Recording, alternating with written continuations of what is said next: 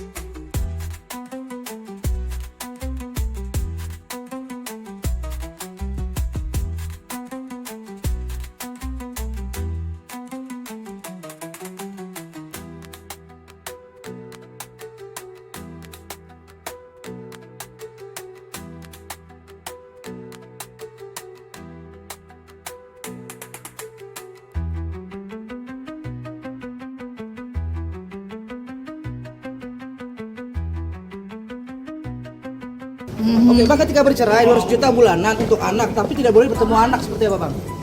Ya, dia berhak untuk menggugat balik agar anaknya itu, agar putusan pengadilan dirubah. Bisa digugat balik. Bisa dirubah. Kalau dilanggar putusan peradilan bisa digugat ulang. Misalnya kalau benar ibunya tidak layak atau tidak, itu dengan gugatan. Oke, tapi seberapa persen sih Bang bisa mendapatkan hak asuh anak kembali Bang, sang suami Bang? Apa? Berapa persen bisa mendapatkan hak asuh? Itu kan kalau soal persentase itu tergantung kesepakatan dan juga tergantung hakim. Ya. Bang, syarat untuk ketika hak asuh itu diambil alih sama si ayah, syaratnya apa sih, Bang? Apakah ibunya tidak baik mendidik atau segala macam? Harus gugat kalau ada melanggar. Ya, melanggar seperti apa, Bang, misalnya? Ya, misalnya di dalam perjanjian putusan cerai udah ditulis harus mengunjungi berapa kali sebulan, nggak dikasih. Tapi banyak contoh di lapangan, banyak suami main nekat. Dia kalau dia tahu kalau gue kan 3-4 tahun, ditungguin aja dia mau dibawa pulang.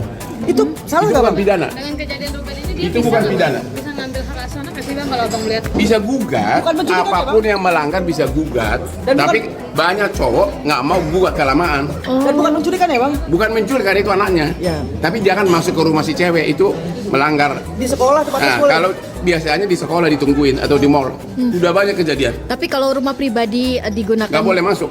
Itu rumah mereka melanggar berdua, private. Bang? Itu rumah mereka berdua saat itu, Bang. Boleh Tapi nggak? sekarang rumah siapa itu? Rumah siapa itu dulu? Saya nggak bisa jawab rumah. Terkait soal anak yang kini jadi ikut terseret dalam ramainya berita perseteruan panas antara Ruben dan Sarwenda memang sangat disayangkan oleh Komnas Anak. Ditegaskan oleh Agustinus Sirait, Ketua Umum Komnas Anak, tentang Undang-Undang Perlindungan Anak di Pasal 14 Nomor 35 Tahun 2014, di mana anak harus mendapat kasih sayang utuh meski ayah dan ibunya sudah berpisah. So, terkait polemik yang kini terjadi antara mantan pasangan Ruben dan Sarwenda yang jadi saling melempar isu juga bisa melukai hati anak. Terlebih juga hal tersebut ramai di sosial media, Besti. Tidak baik ya seperti itu, apalagi ini tiap hari diberitakan dan tentu belum tentu lagi beritanya benar ya, dan ini yang terlupakan oleh orang tua. Misalnya pasangan S dan RU ya, saling melempar ego, RU ya, RO ya, saling melempar ego, melempar isu. Kemudian ini setiap hari ada di medsos, dan ini tentu akan melukai hati anak-anak ya, apalagi kalau sampai melihat misalnya seperti itu. Ini yang kadang orang tua kalau sayang sama anak, kedepannya kanlah kepentingan terbaik untuk anak. Jadi jangan egonya yang didahulukan seperti itu. Enggak boleh. Yang saya tadi bilang itu, anak tidak boleh menjadi alat barter transaksional. Saya ulangi lagi, kalau di Undang-Undang Perlindungan Anak tidak disebutkan itu bahwa anak wajib ketemu dengan ayah dan ibunya, itu wajib. Dan seluruh pihak harus memfasilitasi itu. Jadi nggak boleh misalnya ketika mantan suami dan mantan istri bertengkar atau katakan berkonflik, kemudian mereka nggak saling omongan.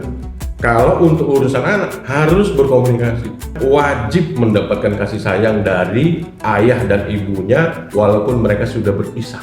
Terkait soal anak yang kini juga ikut terseret dan ramai, diduga juga merupakan impact dari kata kasar Wenda yang juga menyebut Chong, dan seraya diduga sombong dengan mengatakan gak butuh uang, Besti. Kalau Ani sih butuh, karena belakangan ini nih Besti, mulai rame video bagaimana anak Sarwenda terlihat memijat Gio serta menjawab kalau ayahnya adalah Gio, hingga video Sarwenda yang menyebut kata kasar di depan anak. Dan gak kalah gong juga video di mana Gio dan Sarwenda yang bertindak kurang sopan di sekitar anak, di mana reaksi Thalia terlihat tak nyaman dengan apa yang dilakukan Gio terhadap ibunya di depannya, Besti, hingga membuat Sarwenda lagi-lagi panen hujatan dan seraya nggak terima dengan apa yang dialami oleh bosnya. Manda, karyawan Sarwenda, pun meminta agar netizen mengkasihani Sarwenda sambil menunjukkan rasa syukurnya karena pasangan bosnya kini strong, cenah Besti. Sementara di sisi lain Ruben pun tak luput menyorotinya, di mana saat video Sarwenda menyebut Chong ada Manda yang seraya ikut tertawa tanpa mematikan live-nya.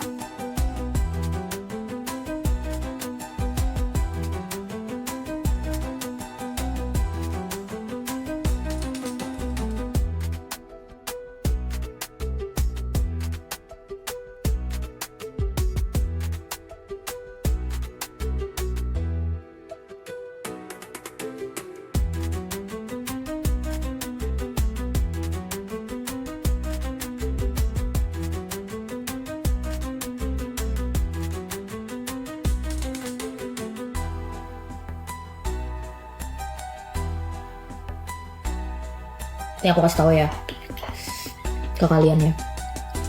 Mungkin di sini ada 1-2 orang lah yang nontonnya, kan nanti record-recordnya aku kasih tahu. Record aja aku kasihan tahu guys, udah sih, maksud gue kayak udah gitu, dia kan manusia biasa, cewek lagi, punya keluarga lagi, terus dia punya pasangan yang mau hidup dia mau punya pasangan yang hidup normal sama dia nantinya, yang mau kayak berjalan udah move on gitu ke hidup yang lebih baik. Terus kan jadinya untung pasangannya orang baik, untung pasangannya kuat, strong. Tapi kan gimana ya? Ya, untungnya tuh gini loh, maksudnya gue tuh yang kasihan adalah netizen yang nulis hate comment, karena tuh nanti balik ke dia, lo ngerti nggak? Benar. Itu doang sih. Dia ngomong kayak gini, Sarwenda pecun banget, udah gatel banget ya, gitu-gitu. Anjing kata gue. Iya, berarti gini loh, biasa orang yang ngetik itu tuh mencerminkan diri sendiri. Lu jangan gitu. Pasti dia mencerminkan diri dia sendiri. Ya gila deh. Dia ngatain begitu, berarti diri dia yang kayak gitu. Dia pernah merasakan menjadi begitu, makanya dia bisa ngomong begitu. Nggak apa-apa, itu doa dia berarti. Si host yang cewek itu, Mbak Manda itu. Siapa namanya? Mbak Manda itu. Sampai masuk-masuk ke kolong meja gitu buat apa? Kalau lu mau mute, masuk akal. Dia mau di-mute sama Lu masuk ke kolong dan terus dia bisa tertawa. Saya cuma bilang, Manda, kamu punya ayah atau tidak? Seandainya anak saya besar nanti, bagaimana ketika dia melihat tayangan itu ayahnya menjadi tertawa? Polemik Ruben dan Sarwenda yang kini makin memanas bermula diduga lantaran nafkah bulanan yang tersendat dan terkait rumah yang menurut Sarwenda telah diagunkan ke bank, yang kemudian membuat Ruben buka suara terkait alasan tak memberikannya selama 6 bulan terakhir itu. Alasannya adalah karena hak berkumpul dengan anak yang diduga tak dipenuhi oleh Sarwenda. Gak sampai situ aja, melalui kuasa hukum Ruben, Ninola juga menyebut tentang cicilan rumah yang ditempati Sarwenda juga dibayar Ruben selain nafkah. Walaupun kini memanas karena terkait nafkah diduga adik dari Sarwenda yaitu Wendy justru mengungkap tentang sistem reimburse dan daftar pengeluaran yang sangat rinci. Lalu bagaimana ya Ruben menanggapinya? Maka kita kelompokkan. Kelompok pertama adalah harta gonogini yang tidak dibebani kewajiban. Artinya sudah bebas untuk dinikmati. Yang kedua adalah harta gonogini yang masih dibebani kewajiban selama perkawinan itu, kan begitu? Karena kan nggak mungkin ada kewajiban hanya Ruben yang tahu, nggak bisa. Apalagi ke bank, pasti harus persetujuan suami dan istri, kan begitu ya. Nah, jadi ketika itu sudah kita list seperti itu, maka yang paling mudah untuk langsung dibagi dan bisa dikuasai, bisa dinikmati oleh masing-masing pihak itu adalah harta yang tidak dibebani kewajiban. Langsung 50-50, di-appraise berapa nilainya kalau memang aset. Kalau memang aset itu nilai 1 miliar, berarti masing-masing 500 juta. Mau dijual asetnya sehingga hasilnya langsung dibagi 500 juta, atau ada orang yang ingin memiliki aset tersebut, maka yang ingin memiliki aset tersebut memberikan tunai 500 juta kepada satu pihak yang lainnya. Nah, dengan kondisi yang seperti itu, ini kan akan clear. Ya, dianggap kita nggak pantas untuk meminta apa yang menjadi hak kita. Disuruh bayar kewajiban dulu. Sementara kewajibannya kalau ditengok dari perjanjiannya menjadi tanggung jawab para pihak sampai lunas. Adalah apakah anak-anak tahu bahwa selama ini yang membiayai seluruh kehidupan itu adalah ayahnya yang nilainya sampai 200 jutaan per bulan. Apakah anak-anak tahu? Apakah disampaikan bahwa anak-anak ini harus respect sama ayahnya karena ayahnya bertanggung jawab? Nah, jangan melihatnya di 6 bulan belakangan karena Ruben kecewa. Dia diminta kewajiban tentang anak, tapi anaknya nggak ada. Mana anaknya gitu? Kewajibannya ada, anaknya nggak muncul. Atau tidak dibiarkan muncul sekali. Nah, jadi inilah yang dikhawatirkan oleh Ruben. Anak-anak sendiri pun sudah tidak memiliki respect gitu. Tapi kan dalam postingan Ruben mengatakan dia tidak menyalahkan anak-anaknya. Dia mengenal anak-anaknya sejak lahir, itu tidak mungkin keluar dari hati anaknya. Itemnya satu, biaya nafkah pendidikan, pemeliharaan, ya.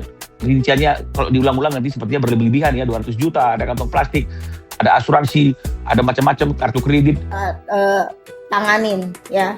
Jangan gara-gara lu pada ngetik-ngetik, iya enak 200 juta, rembes anjay. Rembes. Kalau misalkan nih ya, kalau misalkan gak didetail, kenapa lu selalu bilang, iya uang sampah aja segini. Lo pernah nggak tinggal di rumah yang besar banget, bayar listriknya aja udah belasan juta sampai puluhan juta, ya? Uang plastiknya mahal. Kalau nggak didetail nanti dia tanya lagi, ini buat apa? Makanya detail. Urusan rumah tangga orang direpotin, mau bayar ini, mau bayar itu. Ya kalau masih jadi laki bini ya bayarin lah. Apa gunanya suaminya kalau misalkan gak bayarin istrinya? nggak dapet duit jajan gue. Gak dapet duit jajan juga. Coba lu lihat semuanya yang detail. Kalau misalkan emang netizen jago banget, lu rentetin tuh ya semuanya. Yang kemarin dia bilang ini nominalnya segini, kenapa bisa segini? Ada nggak duit jajan? Katanya dirinci, direimburse, ya memang benar. Ya, direimburse memang benar. Tapi gue berhak untuk nanya, ini apa? Terus ada ini, rinciannya segini. Mana rincian dulu ayah gue gitu. Sekarang enggak gitu. Itu yang gue rasa. Bahasnya tentang pertemuan anak, dibahasnya tentang uang lagi, akhirnya jadi melebar. Udah dibahas tentang mau ketemu anak tanpa perantara. Tapi makanya bayar. Akhirnya keluar lagi dari uang, dari ucapan saya dong. Waktu saya keluarkan semuanya emang juga gampang. Itu. Jadi lu maunya gimana sih? Ruben harusnya diam. Ruben harusnya nggak usah apa-apain. Ruben harusnya gini, iya. Oh, Ya Besti, semoga cepat membaik intinya ya Besti. Bisa segera secara damai-damai aja. Karena balik lagi, anak yang jadi kena impactnya juga kalau kayak gini. Yang kompor kipas-kipasan hempas, yang damai-damai ayo kumpul biar adem. Gimana menurut kalian Besti? Jangan lupa like, subscribe, komen, dan share biar bisa dapetin video berita kece lainnya cuma di Kata Ani Besti.